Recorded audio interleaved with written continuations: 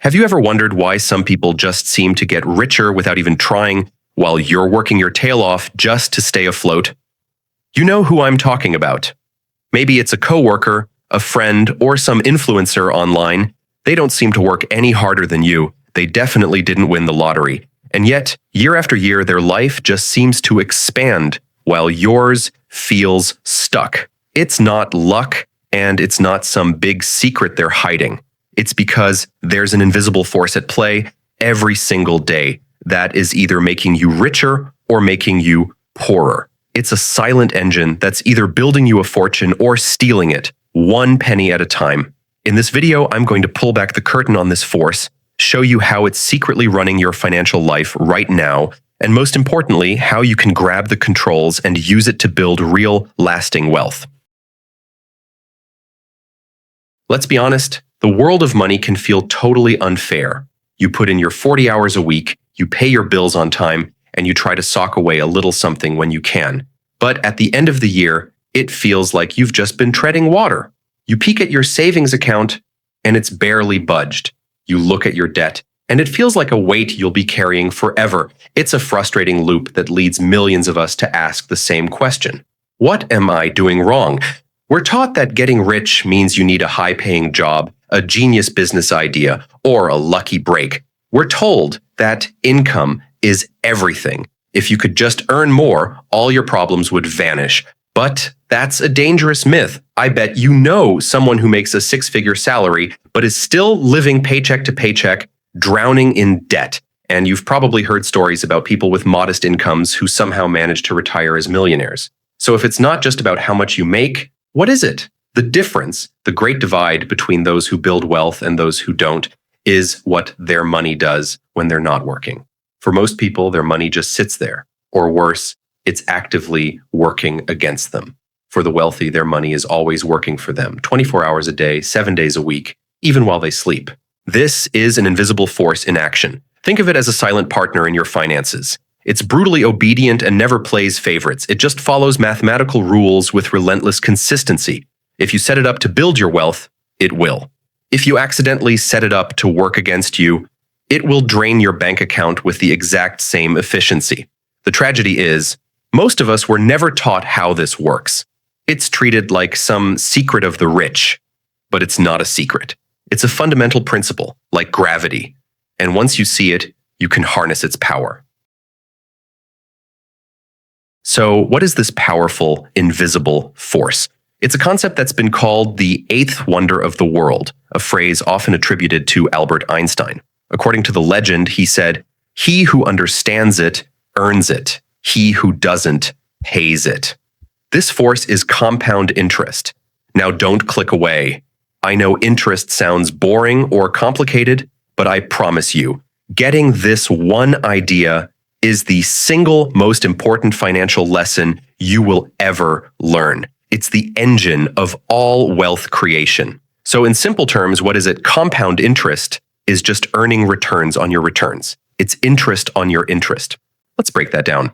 Imagine you have a basic savings plan. This is simple interest. You put $1,000 in an account that pays you 10% a year. After year one, you've earned $100. Great.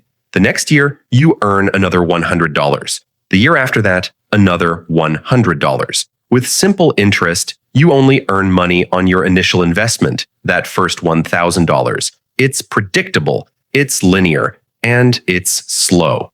Now, let's run that back with compound interest. You start with the same $1,000 at the same 10% rate. After year one, you get your $100 just like before. Your account now has $1,100. But here's where the magic kicks in. In year two, you don't earn interest on your original $1,000. You earn it on the entire new balance of $1,100. So 10% of $1,100 is $110. You just made an extra $10 out of thin air. Your new balance is $1,210. In year three, you earn 10% on $1,210, which is $121. Your balance becomes $1,331. See what's happening? Your money is starting to make its own money, and then the money that money made starts making even more money. This is the snowball effect. When you first start rolling a snowball, it's tiny. For the first few rolls, it barely picks up any new snow. It feels like a lot of work for nothing. That's like the first few years of investing. The growth is almost invisible. But if you keep rolling, that snowball gets bigger, and the bigger it gets, the more snow it picks up with every single turn. Soon it's growing on its own, getting bigger and faster without any extra effort from you. It becomes an avalanche. Your money works the exact same way. At first, your contributions do all the heavy lifting. But over time, the interest you earn starts generating its own interest, which then generates even more. Eventually, the growth from your compounding returns will be far bigger than your own contributions. Your money stops being a tool and becomes an army of workers, tirelessly building your wealth for you. This is the invisible force, unmasked.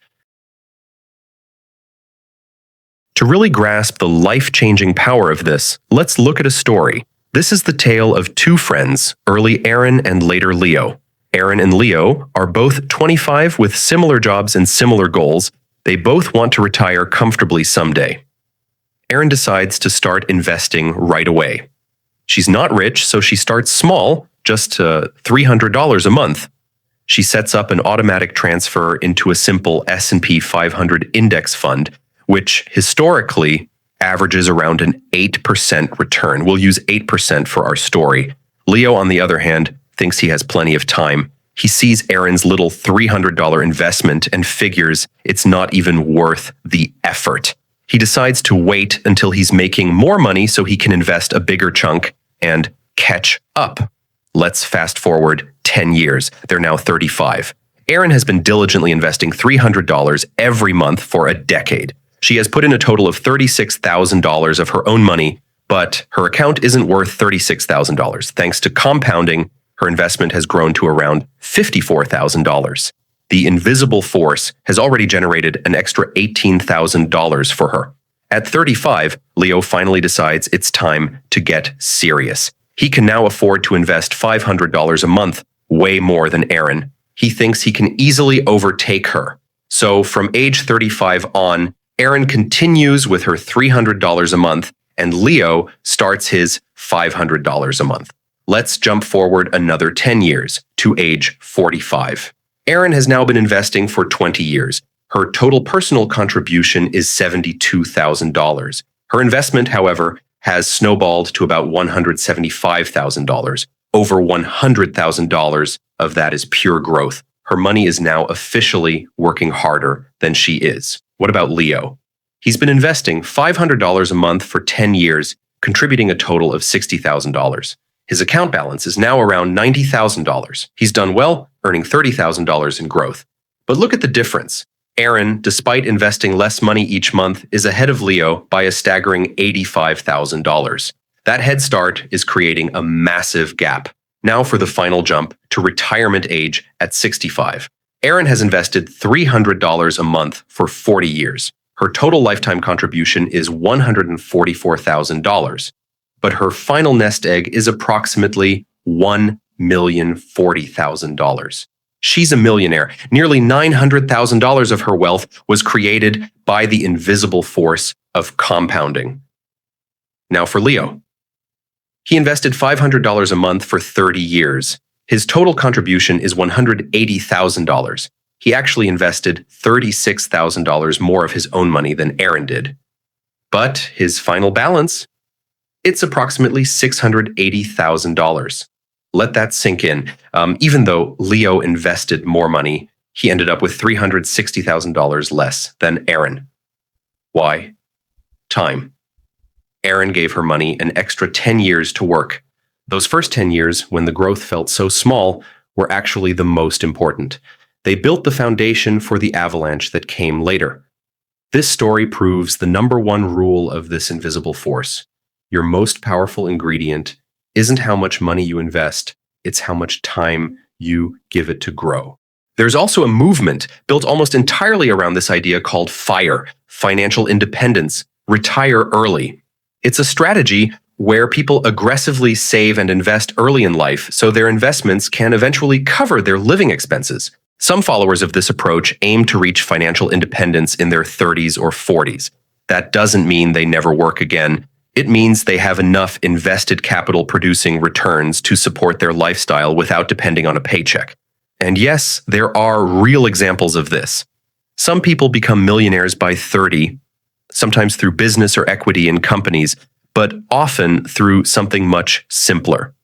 Starting early, saving consistently, investing regularly, and letting compounding do its work over time. What makes this possible isn't luck. It's not timing the market. It's not chasing trends. It's time in the market and disciplined compounding. FIRE is simply an extreme example of what happens when you fully respect this invisible force and give it enough years to work. The earlier you start and the longer you stay consistent, the more freedom that compounding can eventually buy you. Quick reality check. To put numbers on it, $300 a month starting at 25 at an 8% return can grow to roughly $1 million by retirement. Time is the multiplier. So far, we've talked about how this force can build you a fortune. But the quote attributed to Einstein had a darker warning. He who doesn't pays it. This force is impartial. It works just as relentlessly in reverse. This is how the invisible force can make you poor. I'm talking about high-interest debt, and the most dangerous example is the credit card. Credit card interest is compound interest working against you. Most cards compound interest daily. That means every single day, the interest you owe is calculated, added to your balance, and the next day, you're charged interest on that new, slightly higher balance. It's a snowball of debt, and it grows with terrifying speed. Let's take a common scenario. Say you have a $5,000 balance on a credit card with a 21% APR, which is pretty standard. The minimum payment is just $150 a month. Sounds manageable, right? Wrong. You're trapped. If you only pay that $150 minimum, it will take you over 4 years to pay off that $5,000. And in that time, you will have paid over $2,400 in interest alone. You borrowed $5,000, but you're paying back almost $7,500. The invisible force just stole $2,400 of your future. What if it's a $10,000 balance? Making minimum payments could put you in debt for decades, and you could end up paying back 2 or 3 times what you originally borrowed. The debt compounds, growing faster over time while your payments barely make a dent. It's a financial prison designed to keep you paying interest for as long as possible. This is the dark side of the force in its most brutal form. It's an invisible thief that works 24/7, silently draining your future. While you're working hard to earn money, this force is working just as hard to give it away to banks. That's why the very first step to building wealth is to stop this force from working against you. You have to kill your high-interest debt. Every dollar you send to a credit card company is a dollar that could have been working for you. Before you can build your empire, you have to stop funding someone else's. But interest on debt isn't the only place where compounding works against you. The same force shows up in work and life as well. When your skills don't grow, your income often stays flat while costs keep rising. When you stop learning, opportunities don't disappear overnight and they slowly compound out of reach. Even your network and reputation compound over time. Small missed efforts, repeated year after year, quietly limit the doors that open for you later. Just like interest on debt, the damage feels small at first, but the long-term cost can be massive. If this is helpful, take a second to like the video. It tells YouTube this is good info and helps get the video out to more people who need to see it. And subscribe for more clear, practical lessons from Uncle Mike. Thank you to everyone watching and supporting the channel. If you have any questions or thoughts, feel free to leave a comment below. I read them all. Enjoy the rest of the video. Now that you get the two sides of this force, the wealth-building light side and the debt-creating dark side, you're probably ready to build your own wealth-generating snowball. Now for the most important part, the step-by-step blueprint to make this force your servant, not your master. This is how you go from being a spectator to being a commander of your financial destiny. Step 1, start now, not tomorrow, now. If the story of Aaron and Leo taught you anything, it's this. The biggest mistake people make is waiting for the perfect time. They wait for a raise or to pay off their car or for more disposable income. This is a trap. Starting early with a small amount is infinitely more powerful than starting late with a large amount Doesn't matter if you can only spare $20 a week. Start with that. A 25-year-old investing just $50 a month at an 8% return could still have nearly $175,000 by age 65. The habit is more important than the amount. The best time to plant a tree was 20 years ago. The second best time is today. Step 2, make it automatic. Willpower is overrated. If you rely on remembering to invest money each month, life will get in the way. An unexpected bill comes up, you see something you want to buy, and "I'll invest next month" becomes your new motto. The solution? Automate it. Set up an automatic transfer from your checking to your investment account for the day after you get paid.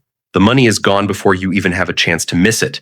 This is called paying yourself first, and it's the bedrock of disciplined wealth building. It puts your financial future on autopilot. Step 3, choose your vehicle.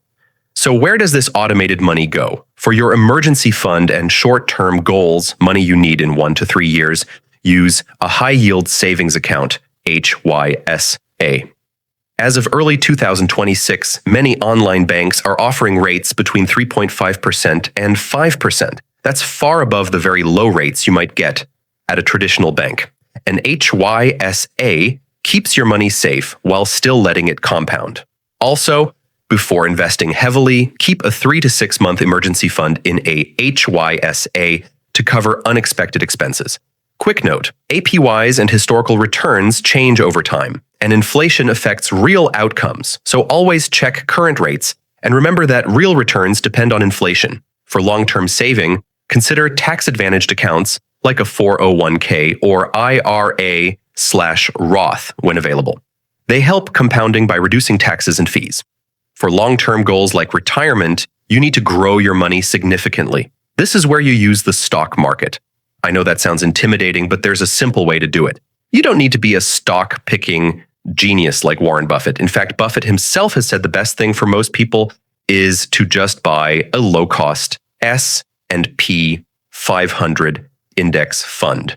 An index fund, or an ETF, is like a basket that holds tiny pieces of hundreds of different companies. An S&P 500 fund, for example, holds stock in the 500 largest US companies. By buying one share, you instantly own a tiny piece of Apple, Microsoft, Amazon, and hundreds more. Historically, the S&P 500 has returned an average of around 10% per year over the long run. A great way to visualize this is the rule of 72. Just divide the 72 by your interest rate to estimate how many years it takes for your money to double. At a 9% return, your money doubles about every 8 years. 72 divided by 9 equals 8. That's compounding in action. Also, let's talk about bonds. Bonds are basically loans. When you buy a bond, you're lending money to a government or a company, and in return, they pay you regular interest and promise to return your original money at the end. Bonds are generally more stable than stocks, but they usually offer lower returns. That's the trade-off. You're giving up some growth for more predictability. They can play an important role in a portfolio by reducing volatility and providing steady income, especially as your time horizon gets shorter. For most beginners, the simplest way to use bonds is through bond ETFs. They give you diversification, liquidity, and make bonds easy to manage without buying individual bonds. Also, there are other options like gold, real estate, and alternative investments. Gold is mainly a hedge. It's used to protect value, not to grow it quickly. Real estate can provide income and long-term growth, but it requires capital, management, and patience. Alternative investments can offer higher potential returns, but they're often complex, illiquid, and risky. And finally, there's your own business. A successful business can offer the highest returns of all. But it's usually not the best place to start. It takes time, experience, and risk tolerance. For most people, it makes sense to build a financial foundation first. Some people also ask about crypto. Crypto assets mostly grow through price changes, not traditional compounding. While things like staking or yield programs exist, they come with additional risks. Smart contract risk, platform risk, changing rules, and sometimes unclear sustainability. Returns are not guaranteed, and in many cases, rewards are paid in the same volatile asset, which can lose value just as quickly as it gains it. Because of this, Crypto should not be a core part of a long-term financial plan. For most people, especially beginners, it's best avoided altogether. If used at all, it should be a very small allocation, the money you can afford to lose, and never a substitute for disciplined investing and real compounding. Step 4. Reinvest everything. This is a critical step that supercharges the whole process. When you own funds, they often pay out dividends, which is your share of the company's profits. You have a choice: take the cash or automatically reinvest it to buy more shares. Always, always choose to reinvest. This creates a powerful feedback loop. Your shares pay dividends. Those dividends buy more shares. Those new shares then generate their own dividends. It's compounding on top of compounding. Make sure any account you open has DRIP, the dividend reinvestment plan, turned on. Think back to Erin's millionaire journey. She only put in $144,000 of her own money over 40 years. The other $900,000 plus came directly from this compounding growth engine. That's the prize for commanding the invisible force.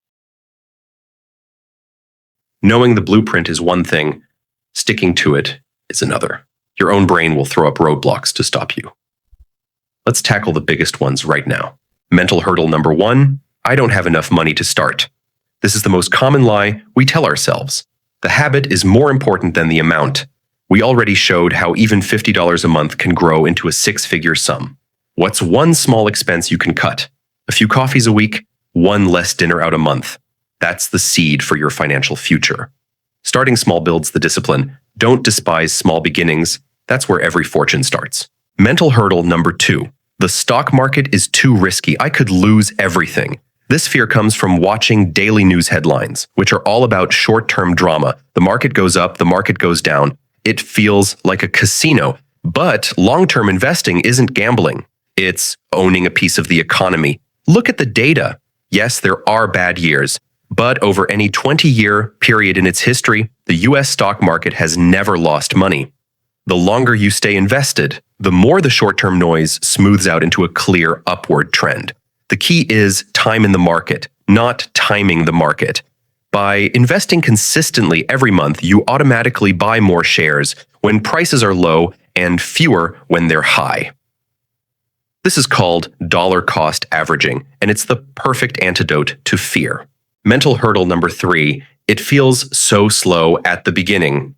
This is the toughest one because it's true. For the first 5, maybe even 10 years, your growth will feel painfully slow.